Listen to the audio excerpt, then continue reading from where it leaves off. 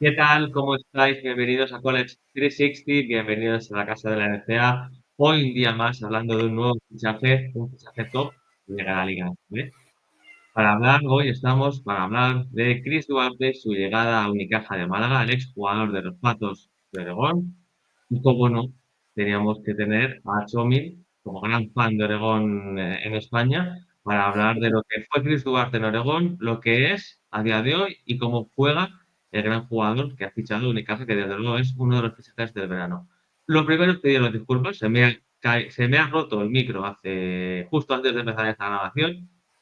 Pedirme disculpas por el micro, con lo cual va a hablar prácticamente solo Chomi. Y si no, le doy. ¿Qué tal? ¿Cómo estás? Nada, muy bien, encantado de estar por aquí.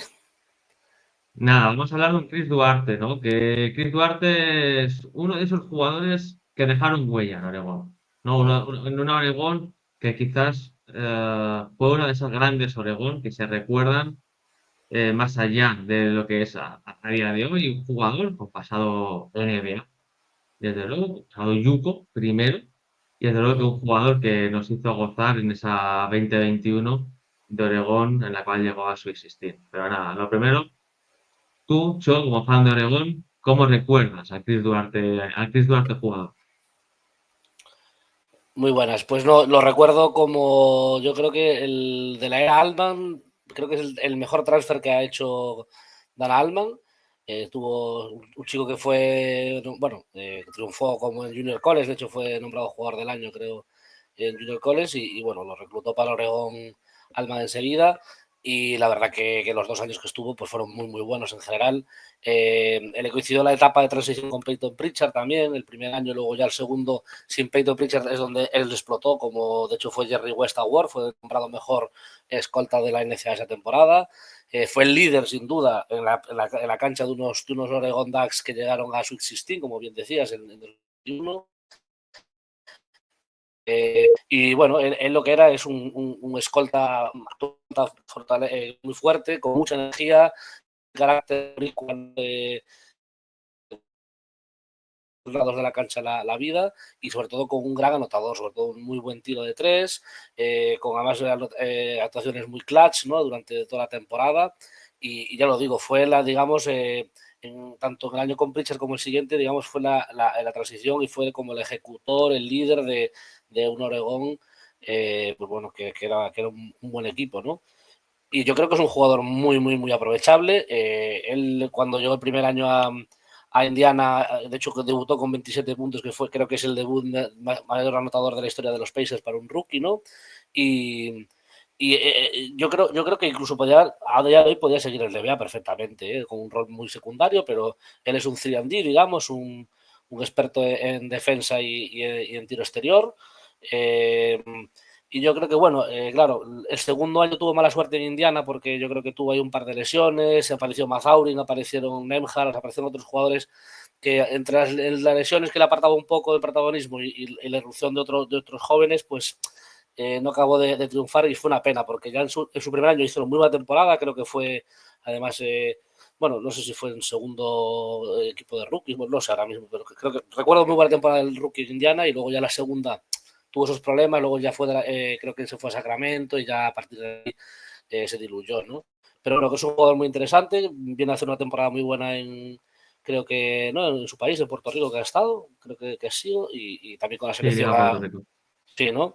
Y creo que la selección yo le recuerdo además un pico bastante bueno, o sea, yo creo que es un muy buen fichaje para Unicaja, creo, en general para el baloncesto europeo, creo que es un... Sí, la verdad que sí, que es un jugador de esos que dices hay que apostar sí o sí. Y curiosamente Unicaja se ha adelantado a todo el mundo, un jugador que se escucha mucho ya durante años. Aquí en Valencia se habló bastante este último año que parecía que iba a venir y por el rollo, ¿no? De Montero, Soriano, gente dominicana por aquí, parece que va a quedar aquí y Unicaja se ha adelantado a todos. Claro, es que es lo que tú decías, Chu, es que este tipo es un tío normal. Este tío al final, Sí, claro, o sea, es que en Oregón, que es cierto que juega el último, su segundo año en Oregón, que es el año del COVID, pero el equipo que tiene, normalmente, muy prácticamente gana, ¿no? Leo nombres que pone, Will Richardson, Eugene Omoruyi, sí. Eddie Figueroa, Monty Hardy. Daniel Estrada estuvo lesionado, Eric Williams, o sea, una gente que realmente es gente muy secundaria y Chris Duarte lidera este proyecto al Sweet 16 de manera de locos, lo que tú has dicho, ¿no? Anotando mucho, un jugador sobre todo de carácter, es un tío que no le quema el balón de las manos cuando tiene que tirárselo y va a ganar ese rol, o sea, es un jugador que yo creo que viene aquí para ver si puede hacerlo bien y por qué no haya un último baile de NBA, porque es cierto que es un tipo que desde luego despunta y ha despuntado. Y lo que tú decías, Chono, es un tío que viene de Northwest Florida State, que es, lo hemos dicho alguna vez, el mejor yuco de los mejores yucos Sí, de todo el país. Hizo 2 años muy buenos, pero claro, llegar a Oregon en la Pac-12 y a ese nivel, desde luego que, sobre todo el último año, ¿no? 17 puntos, 3 asistencias, anotando más de un 42% de triples. Creo que es un jugador muy completo y desde luego que estoy seguro que tiene nivel de sobra para jugar en liga inglesa. Y es que desde luego que es para mí, desde luego, de lo que he dado de conocer, es cierto que tenga la misma edad, 18 años, que aún no sabe a lo que llega y desde luego que es un jugador que a mí esto me encantó en Oregón, ¿no? Sobre todo creo que es ese último gran jugador después de Pritchard, que es una realmente. sí, básicamente yo creo que ese es el último gran nombre que ha salido de Oregón, ha sido él, fue el número 13 del draft, o sea, bueno, es un jugador que además que llegó muy maduro en el NBA, porque obviamente ya entre el Juco y luego, de hecho llegó a Oregón ya con 22 años, ¿no? Y entonces pues digamos que fue o sea, creo que es un tío con mucha experiencia, y ya lo digo, creo que para Alman fue clave, o sea, su impacto en Oregón es que fue, bueno, tanto de estadístico como intangibles, que fue liderazgo, defensa, técnica de trabajo.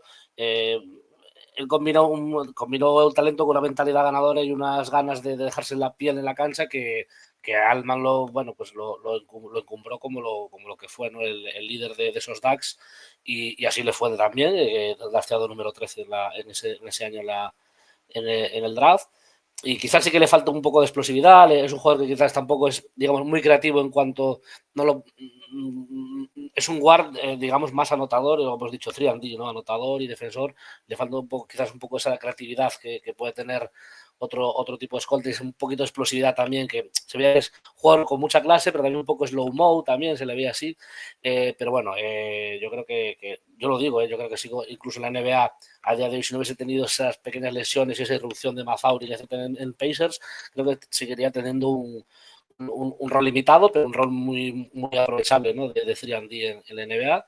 Y bueno, pues lo dicho, ¿no? Yo creo que aquí para España pues es en principio una apuesta bastante segura, ¿no? Yo creo que le va a ir bien aquí. Sí, sin duda, porque además mucha gente habla de la capacidad anotadora de Chris Duarte, pero claro, hay que recordar a la gente que ha jugado en Oregón.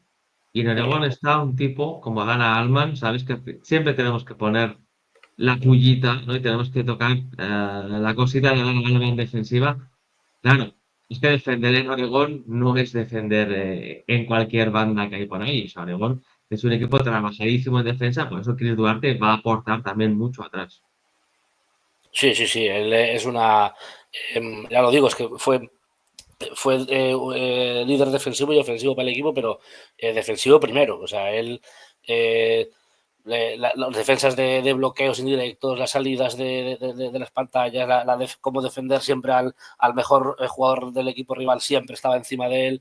Digamos que hizo o sea, un trabajo los 2 años, pero sobre todo el segundo, bueno, digamos que ese trabajo duro y silencioso, ¿no? De siempre de ser el líder, el primero en ir a robar.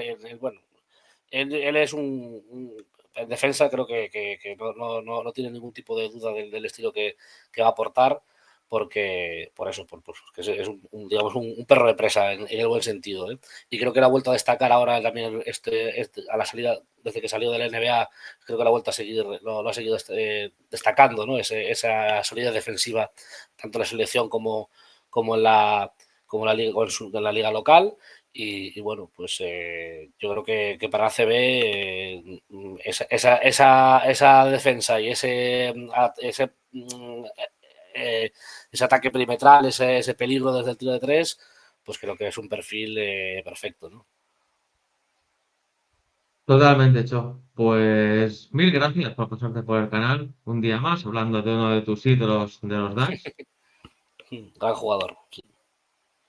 Y Pues nada, un nada, placer. antes de recordarle que seguimos aquí con el contenido, hablamos de jugadores que llegan a la CB, hablamos de los españoles, el Mundial Sub-19 que ya está, vendrá Jordi a hacer el análisis final y hablaremos, cuidado, esta semana, si el micro me lo permite, de la llegada de San Super y a Gonzaga y de Adrián González a Master Stage.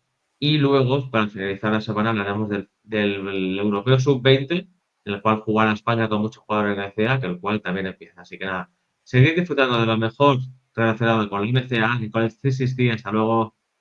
Chao.